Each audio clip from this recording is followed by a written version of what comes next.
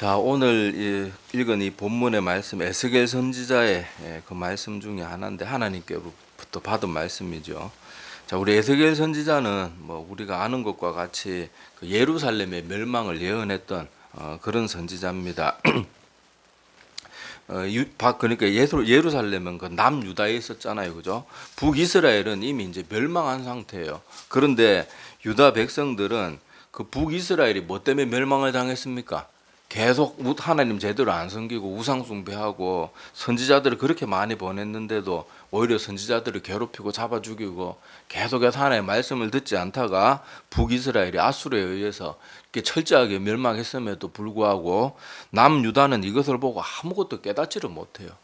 그래서 하나님께서 특히 8장의 말씀을 보면은 하나님의 성전에서까지 우상 숭배를 하는 그런 장로들 뭐 이런 사람들이 등장을 합니다. 그래서 결국은 하나님께서 이렇게 많은 선지자들을 보내고 경고를 하고 그렇게 해도 이 사람들이 이 우상 숭배에서 벗어나질 못하는 거예요.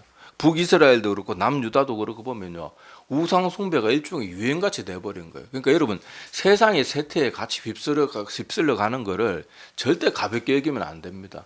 한국 교회도 보면은 항상 무슨 흐름이 있어요.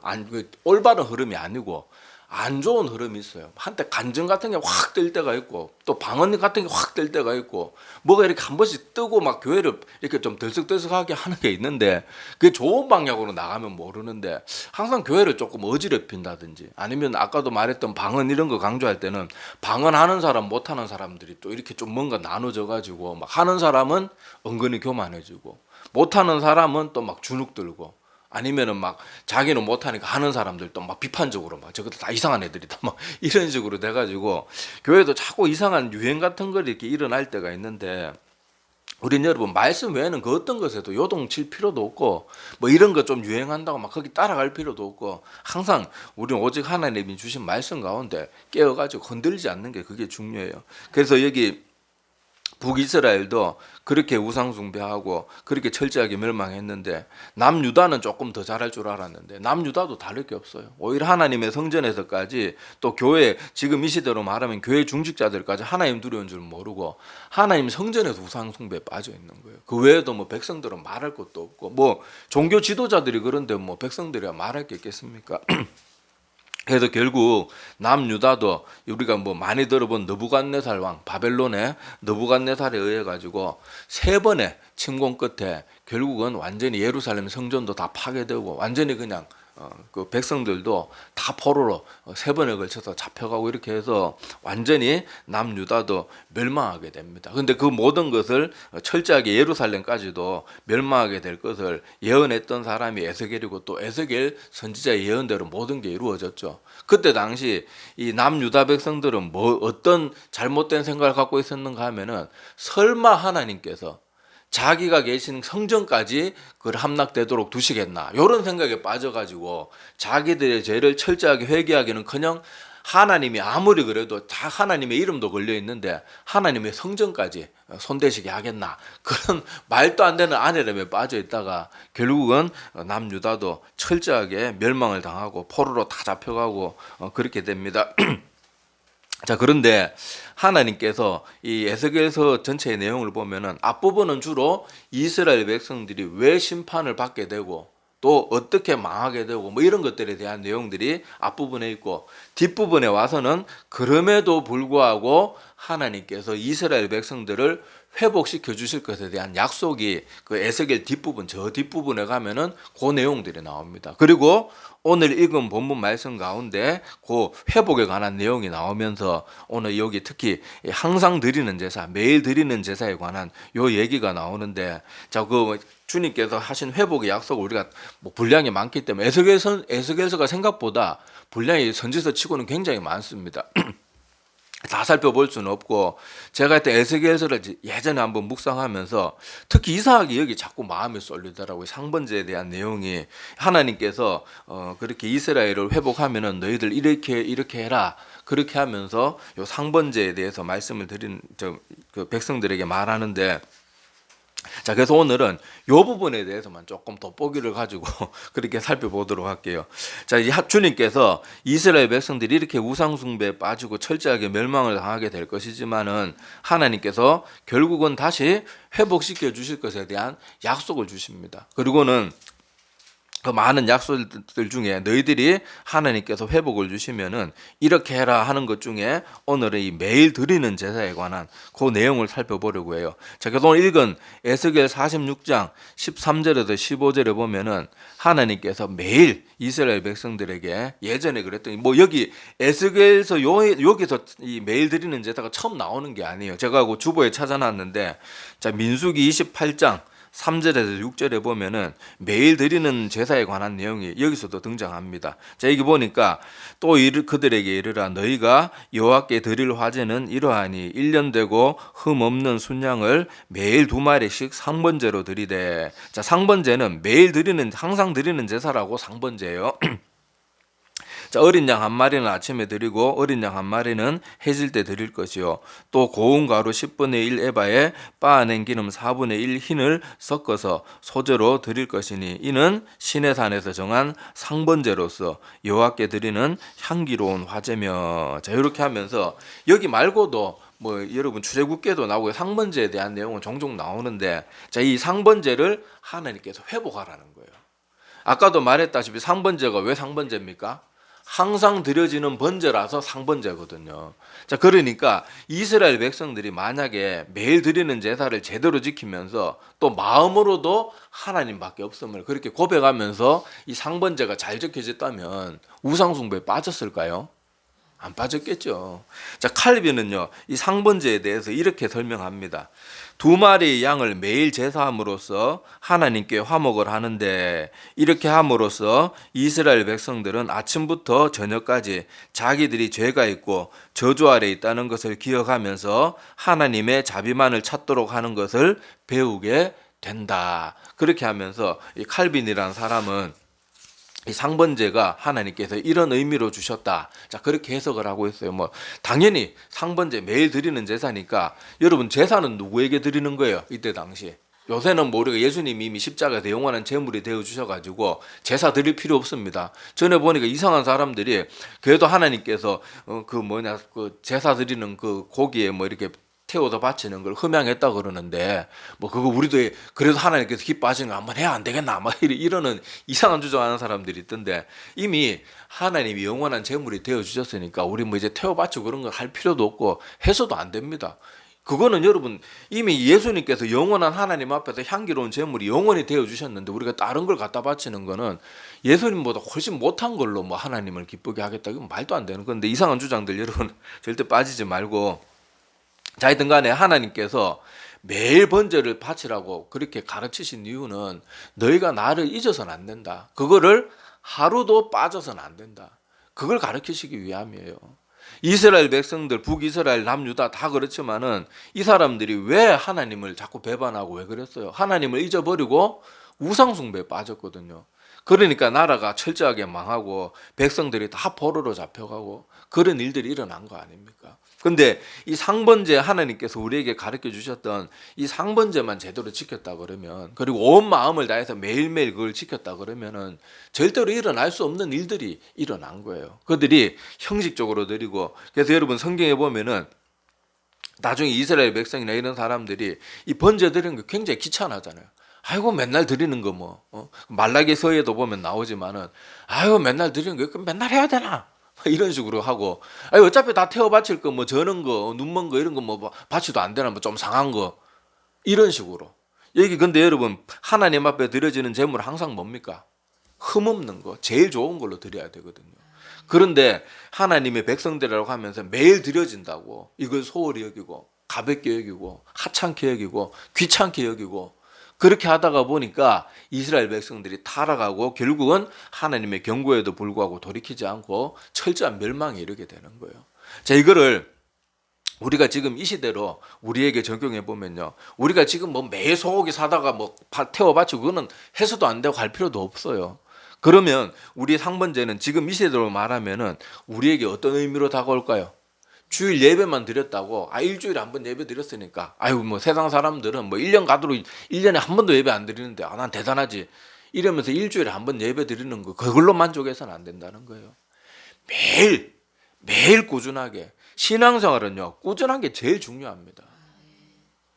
내가 과거에 잘 믿고 내가 과거에 대단했고 내가 뭐 어쩌고 저쩌고 그게 무슨 소용이 있냐고요. 제가 어렸을 때 지금도 그 꿈이 기억이 나는데 꿈속에서 막 가는 곳마다 돈을 주고 막 사람들한테 돈을 받고 막 돈이 막 계속 들어오는 거예요. 그런데 그렇게 돈이 어렸을 때 여러분 뭐 돈 1,000원만 생겨도 뭐 날아갈 것 같잖아요. 우리 때는 뭐 어른들 용돈 줘봐야 100원 주고 뭐 이러는데 막 1,000원 뭐 10,000원 단위 돈이 막 들어오니까 너무 좋은 거예요 꿈속에서. 근데 딱 깨니까 너무너무 허무한 거예요. 그 돈 써보지도 못하고 꿈에서라도 좀 써보고 깼어야 되는데 받다가 끝난 거예요. 마찬가지로 우리가 여러분 과거에 돈이 뭐 100억이 있었던 200억이 있었던 그거 쓰지도 못하고 다 날아가면 무슨 소용이 있냐고요. 신앙생활도요. 내가 과거에 뭐 학생회 때 회장이었고 뭐 청년부 때 청년부 회장이었고 내가 과거에 막 수련회 가서 은혜 받아가지고 막 방언을 막 유창하게 했고 나 환상도 보고 음성도 들었다. 그게 지금 내가 하나님 앞에 서고 있지 않다고 그러면 과거에 그런 대단한 경험이나 대단한 무언가가 무슨 소용이 있냐고요. 무슨 소용이 있냐고요. 아까 꿈에서 그렇게 기분 좋았다가 깨고 나면 허탈하듯이 과거에 그런 게 무슨 소용이 있냐고요. 신앙생활은요, 막 처음에 대단하게 시작했다가 아무것도 없는 것으로 끝나는 것보다요.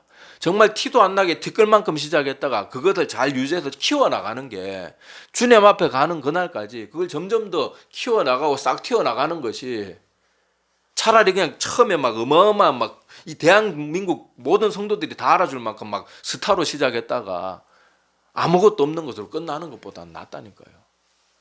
지금 여러분 우리도 신앙생활 좀 오래 하신 분들 막 유명한 목사들 막 한때 막 TV 유튜브에서 막 기라성 같이 솟아올랐던 그런 목회자들 중에 지금 형편없는 사람들로 전락된 사람들 여러분 제가 말해도 몇 명 생각날 거예요. 뭐 합니까? 한때 한국 교회를 막 자꾸 흔들고 막 그 사람 말씀만 하면 막 사람들이 아멘 아멘 하고 막 온 전국 교회 막 부흥 집회 인도하고 다 그럼 뭐 하냐고요. 지금 엉망인데 지금 하나님도 없는 사람처럼 행동하는데 그게 무슨 소용이 있냐고요. 여러분 우리 하나님께서 이스라엘 백성들에게 철저하게 멸망하고 나서도 회복의 약속을 주시면서 특별히 상번제에 대한 내용을 왜 까먹지 않고 이렇게 추가해 두셨을까요? 제가 에스겔에서 이 부분 읽으면서 그게 계속 마음에 꽂히더라고요. 이상하게 다른 내용도 많은데 이 말씀에 그때 에스겔에서 읽으면서 계속 꽂혀가지고 언젠가 설교해야지 그래서 제가 메모해 두었다가 그렇게 오늘 말씀을 그렇게 나누는 건데 정말로 중요해요. 우리 신앙생활은요 매일 하나님 앞에 서 나가는 것이 그게 정말로 중요합니다. 일주일에 한 번 예배 드리는 걸로도 만족해서는 안 돼요. 매일 말씀 여러분 싫든 좋든 말씀 앞에 나를 자꾸 앉혀놓는 걸 내 스스로를 훈련시켜야 된다니까요. 사람이 훈련되지 않으면요 엉망이 되는 거예요. 사람들이 막 먹는 거를 절제 못하면 어떻게 됩니까? 처음에 먹을 때는 좋은데 건강이 망가지는 거예요. 사람이 막 이렇게 먹고 싶은 거에 많잖아요. 근데 그걸 길들이지 않으면요. 그 먹는 것 때문에 그 사람이 망가지는 거예요. 사람이 놀기 싫은 사람이 어디 있어요. 근데 노는 걸 절제 안 하고 계속 놀게 되면 어떻게 됩니까? 그냥 그 사람 인생이 다 망가지는 거예요. 회사도 가고 돈도 벌고 밥도 먹고 뭐 해야 되는데 나는 오직 노는 것만 좋다 그래도 놀기만 한다. 그럼 그 사람 인생 거기로 끝나는 거예요. 우리는요, 내가 인생을 살면서 하고 싶은 것만 하면 살 수 없어요.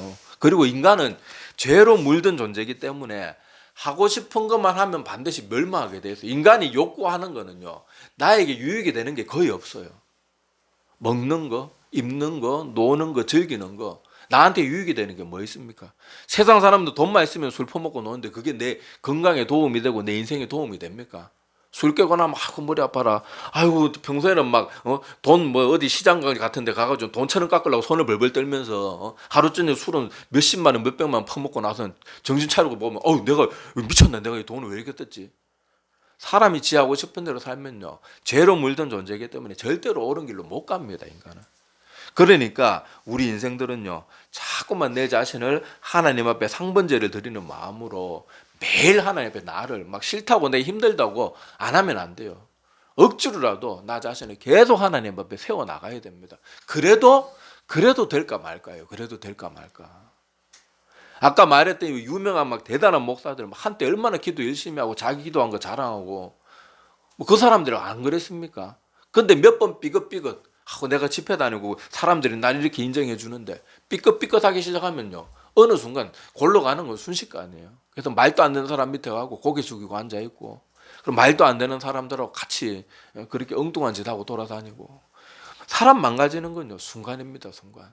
특히나 지금 우리가 살아가는 이 시대를 보면요 우리를 정말 흔들어 놓는 것들이 얼마나 많습니까? 여러분 이제 뭐 사전 투표하신 분도 계시겠지만 이제 또 곧 이 대선이 있잖아요. 여러분 솔직히 여러분 대선 후보 보면서 여러분 찍을 사람이 있습니까? 솔직히 지금. 내가 지금 막 내 이런 사람들 찍어줘야 되나? 투표 안 하기는 그렇고 목사가 지금 마음 같아서 안 하고 싶어요. 근데 목사가 투표도 안 했다. 그건 또 그래가지고 찍긴 찍어야 되는데 사실 저는 사전 투표했는데 누구 찍었는가 말 안 할게요. 이게 말하면은 뭐 전혀 영적으로 도움이 안 되니까. 근데 솔직히 아무도 찍어주기 싫어요. 아무도 찍어주기 싫어요.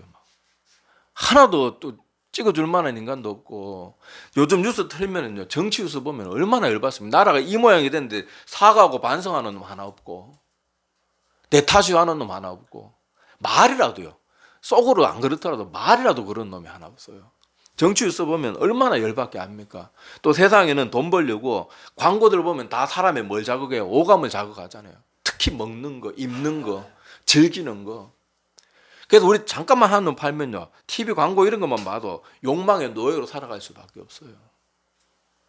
세상에 또 나가 살면 어떻습니까? 정직하게 살고 하나님 뜻대로 바르게 살면요 쉽게 돈 버는 게 어려워요. 막 적당히요 막 타협하고 적당히 속이고 적당히 등쳐먹고 요번에 뭐 나라에 뭐 저기 이런 혼란이 뭐 생겨가지고 환율 오르고 뭐 기름값 오르고 그러면 사실 자기는 기름 들어가는 것도 없고 환율과도 상관없는데 남들 다 올리니까 편법으로 막 같이 올리고 그런 식으로 해야 돈 쉽게 벌잖아요. 그런 소식들만 들려오고 우리의 영혼을 어지럽히고 나락가게 만드는 것들이 우리 주변에 그냥 늘 깔려 있어요. 늘 깔려 있어요. 그러니까 우리가 더 정신 차리고 그렇게 하나님 앞에 상번제도 하나님께서 이렇게 이스라엘 백성들에게 매일 언제 어느 때 드리라 그럽니까? 아침 저녁으로. 아침 저녁. 그렇다고 아침 저녁에 말하고 점심 때 하지 말은 아니잖아요. 아침 저녁으로 드리라는 것은 너희가 항상 하나님 앞에 서 있어야 된다. 칼빈이 말하는 것처럼 우리는 항상 죄로 물든 존재이기 때문에 하나님만이 우리에게 유일한 소망이라는 것을 잊지 않도록 배워야 된다. 하나님께서 그래서 우리에게 상번제를 가르쳐 주셨다. 칼빈은 그렇게 해석하고 있잖아요. 그 말이 맞는 거예요. 우리가 그런 식으로 하나님 앞에 항상 깨어있는 모습으로 이렇게 신앙생활을 해야 됩니다. 자, 여러분 제가 그 마태복음 24장 11절에서 14절 내용을 그 주부에 찾아놨는데 자, 이거는 예수님께서 이 땅에 계실 때 마지막 때에 대한 그런 경고의 말씀을 주시면서 하신 말씀이에요. 자, 우리 4절이니까 한 절씩 읽어보겠습니다. 자, 거짓 선지자가 많이 일어나 많은 사람을 미혹하겠으며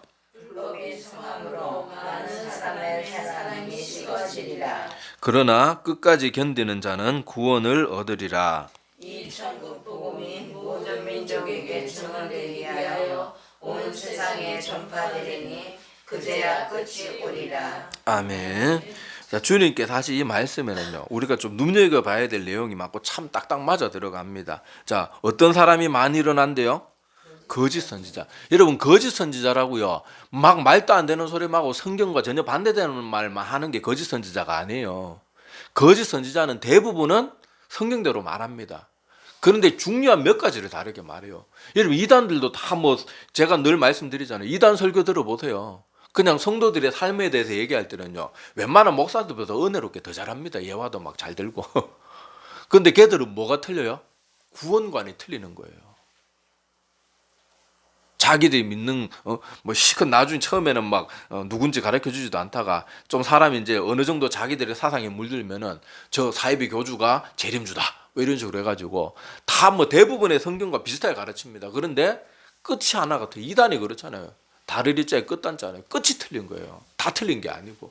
거짓 선지자도요, 지금 이 시대에 많이 일어나 있습니다. 사람들이 많이 서 한때는요, 대한민국을 쥐고 흔들었던 그런 사람들도 많아요.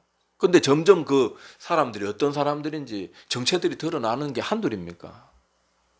제가 막 이름을 다 대고 싶어요. 다 대고 싶어도 그 사람들이 또 회개하고 돌아올 수도 있고, 뭐 그래서 함부로 이름을 못 대고 또 자꾸 그런 거 이름 대지 말라고 자꾸 그래야 이름 다 안 되겠는데, 여러분이 조금 신앙에 관심 있고 신앙생활 해본 분이라 그러면요, 우리나라 유명한 목회자들 중에 지금 이상하게 변질되어 있는 목사들이요, 한둘이 아닙니다. 한둘이 아니에요. 막 WCC에 막 다른 동참 안 하겠다는 사람들까지 자기 가진 힘과 권력으로 막 찍어 누르는 그런 이상한 목사들도 있고요. 말도 안 되는 지금 정치권에서 일하는 이상한 목사들도 있고요. 한때 다 유명했던 목사들이에요. 한국을 뒤흔들었던 사람들이고 막 새벽기도 운동을 일으켰던 사람이고요. 대단한 사람들이라니까요. 근데 그 정체들이 하나하나 드러나잖아요. 하나하나. 그러니까 우리가 정신 차려야 합니다. 그래서 거짓 선지자가 많이 일어나 사람들을 뭐 한다고요? 그러니까 깨어있지 않으면 미혹당하는 거예요. 말씀 가운데 바르게 깨어있지 않으면요, 그렇게 유명한 사람들이 하는 말이니까 저렇게 유명한 사람이 하는 말이 틀리겠나. 제가 전에도 말씀드렸잖아요. 성도들이 와서 그 사람들 설교 듣고 뭔가 조금 이상해서 와서 물어요. 목사님 이 설교 맞습니까? 아, 요거는 성경적으로 그건 전혀 틀린 말입니다. 절대로 그런 말 들으면 안 됩니다. 그때 제가 뭐라 그랬어요? 그래도 큰 교회 목사님이 하는 말인데 틀리겠습니까? 하나님 말씀 앞에서도요, 큰 교회 목사가 더 권위가 있어요. 말하는 말씀도 소용없어요. 성경 말씀 분명히 짚어주고 요건 요 부분하고 틀리기 때문에 이건 잘못됐습니다. 알려줘도요, 그래도 큰 교회 목사님이 그렇게 말하는데 그러면 뭐한테 저한테 묻냐고요. 묻지를 말지. 계속 그 사람 믿지. 제가 속이 상해서 하는 말이에요. 하나님의 말씀보다 특정 목사를 더 신격가해도 더 믿는 거 얼마나 어리석은 모습입니까? 말씀 가운데 깨어 있어야 돼요. 그리고 불법의 성함으로 많은 사람의 사랑이 식어지리라. 사람들이 다른 사람에게 사랑을 베풀고 이래도 배신당하고 막 서로 배신하고 이러니까 아이고 인간 믿을 게 못 된다. 이러고 사람들 사랑이 점점 식어져 가는 게 우리 살고 있는 현실이잖아요. 저라고 배신 안 당해봤겠습니까? 여러분 목회하면요, 배신을 밥 먹듯이 당합니다. 뒤통수 밥 먹듯이 맞고, 뭐 세상에 나가 살면 뭐 오죽하겠습니까? 뭐 사업하고 일하다 보면 직장에서도 시컨나 이용해 먹고 토사구팽하는 인간들도 많고, 또 밑에 부하 직원일 때는 내가 막 프로젝트 거의 혼자 다 했는데 과장이 지 이름 뜩 따가지고 내가지고 공은 지가 다 먹고, 그리고 나는 막 이렇게 접힌 게 돼가지고 해고당하게 만들고, 뭐 그런 일들 일어나잖아요.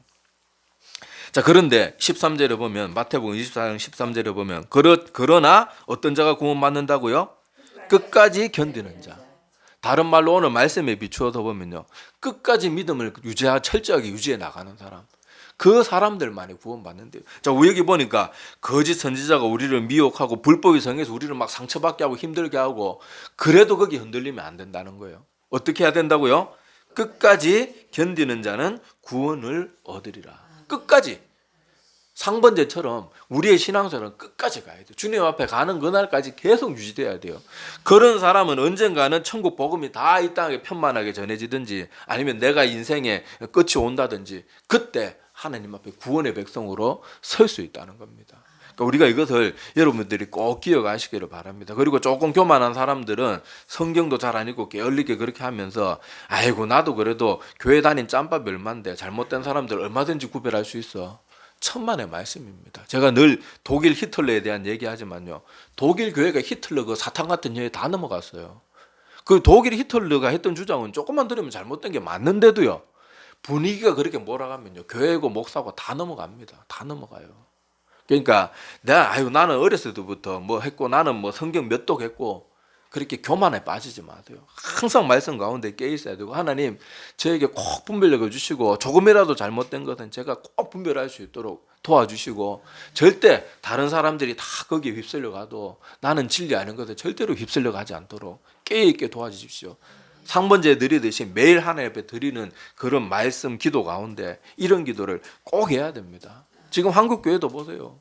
정광같이 말도 안 되는 사람한테 한국교회 목회자들이 얼마나 많이 빠져 있습니까? 특히 경상도 지역은 정말로 심해요. 나는 이제 저분들이 어떻게 목사할 수 있는가 좀 솔직히 그런 생각. 아니 저 정도도 분별 못하는데 어떻게 목회자 할 수 있을까 이런 생각이 들어요. 뭐 저라고 잘난 목사들 저도 죄도 많고요. 허물도 많은 목사지만은 어떻게 저 정도도 분별 못하는 사람들이 많은 양떼들을 그렇게 인도하는 목회자가 될 수 있을까? 저는 솔직히 좀 의문이 들어요. 얼마나 기도를 안 하면 저 정도도 분별을 못할까? 그러니까 깨어 있어야 돼요. 깨어 있어야 돼요. 나의 정치색 뭐 이런 것들 때문에 말도 안 되는 것에 휘둘리지 말고 나는 모든 것을 하나님 말씀대로만 판단해야 됩니다. 판단하고 하나님 기뻐하시는 그 길을 향해서 우리가 나아가야 돼요. 그래서 오늘 주님께서 에스겔 선지자들을 통해서 이스라엘, 뭐 북이스라엘도 그렇고 남유다도 그렇고 그냥 이스라엘 통째가 다 철저하게 다 멸망했는데 그 이스라엘 백성들을 회복의 약속을 주시면서 너희들이 회복했을 때 이거 해라. 그 중에 특별히 오늘 뭐요? 매일 드리는 제사. 상번제에 대한 말씀을 나눴는데 이 상번제 우리도 매일 뭐 짐승을 바칠 필요는 없지만은 그렇다고 해서 우리가 하나님 앞에 매일 나가는 거 안 해도 되는 건 아니에요. 우리는 더 나아가야 됩니다. 왜냐하면 이 시대보다 지금 우리가 살고 있는 시대가 훨씬 유혹이 많고 훨씬 우리를 자극하고 우리를 자꾸만 어지럽히고 막 강팍하게 만들고 막 화나게 만들고 미워하게 만들고 이러는 것들이 더 많단 말이에요. 요새는 정보가 막 이렇게 뭐 방송 매체들이 많고 뭐 스마트폰 다 가져 있고 뭐 다들 컴퓨터 앞에 앉아 있고 하니까 안 좋은 소식을 들을 수 있는 여건이 훨씬 더 많으니까 우리는 우리의 영혼이 훨씬 더 때가 묻기 쉬운 상태란 말이에요. 그러니까 우리는 과거보다 더더욱 하나님 앞에 매일 드리는 제사를 드려야 되듯이 아침 저녁으로 드리듯이 우리도 하나님 앞에 매일 말씀 매일 일용할 양식을 매일 공급해야 스스로에게 계속 자기 자신을 먹여야 돼요. 말씀 가운데 깨어있고 기도하면서 조금만 정신 못 차리면요 이 남유다 뭐 북이스라엘 다 우상숭배란 유행에 빠져가지고 다 멸망의 길로 갔듯이 우리도 깨어있지 않고 자꾸만 세상 풍조에 휩쓸리고 교회 풍조에 휩쓸리면요 그게 그렇게 같이 넘어가게 되는 거예요. 우리 교회 성도들이 다 뭐 저기 뭐 무슨 집회 뭐 서울에 무슨 집회 간다고 말도 안 되는 데 가서 헌금 바치고 성도들의 피 같은 헌금을 그럼 말도 안 되는 집회에 뭐 몇 천만 원씩 보내고 여러분 정말 깨어 있어야 됩니다. 정말로 깨어 있어야 돼요. 요즘 시대를 가만히 보라니까요. 그 대단했던 기라성 같은 목회자들이 지금 엉망진창이 되어 있는 모습을 보면서 정신 차리라시라니까요. 정신 차리지 않으면 우리도 금세 거기에 물들 수밖에 없습니다. 자, 그럼에도 불구하고 하나님께서는 이스라엘 백성들에게 이렇게 철저하게 나라가 다 멸망하고 심지어 하나님의 성전까지 다 그렇게 파괴가 되도록 두셨음에도 불구하고 하나님께서 누구를 잊지 않아요? 자기의 백성들을 잊지 않고 결국에는 다시 회복의 약속을 주시고 또 하나님의 백성들에게 어떻게 살아야 될 것을 가르쳐 주셨던 것이 바로 하나님이라는 걸 기억하면서 지금 우리는 유혹도 많고 우리를 흔들어 놓는 것도 많고 열받게 하는 소식들밖에 없고 그럼에도 불구하고 하나님께서는 여전히 우리에게 소망이 되어주시는 그런 분이고 회복의 약속을 허락해 주시는 분입니다. 그런데 그 조건이 있어요. 하나님 앞에 계속 머무는 사람, 우상 숭배나 세상에 빠져 있지 않는 그 사람에게는요. 아무리 형편없는 시대, 아무리 멸망하는 그 시대에도 하나님 앞에 날마다 드리는 제사를 소홀히 여기지 않는 그 사람에게는 하나님께서 여전히 소망을 주시고 회복의 약속을 주시고 이 나라가 다 망해도 내가 너를 지켜주겠다. 그런 약속은 하나님의 백성들에게 항상 주어진다는 것도 우리가 꼭 기억하시면서 세상에 다 엉망진창이고 뉴스 틀면 열받더라도 같이 욕하고 막 같이 저주를 퍼붓고 막 같이 미워하고 그러지 말고 우리는 하나님 바라보면서 이러한 가운데도 많은 사람들을 주의 길로 인도해 주십시오 하면서 오히려 우리 넓은 마음으로 그런 우리 열받게 하는 사람들 그런 사람들도 품고 기도하는 하나님의 백성다운 모습으로 살아가는 우리 모두가 되기를 바랍니다. 예, 기도드리겠습니다.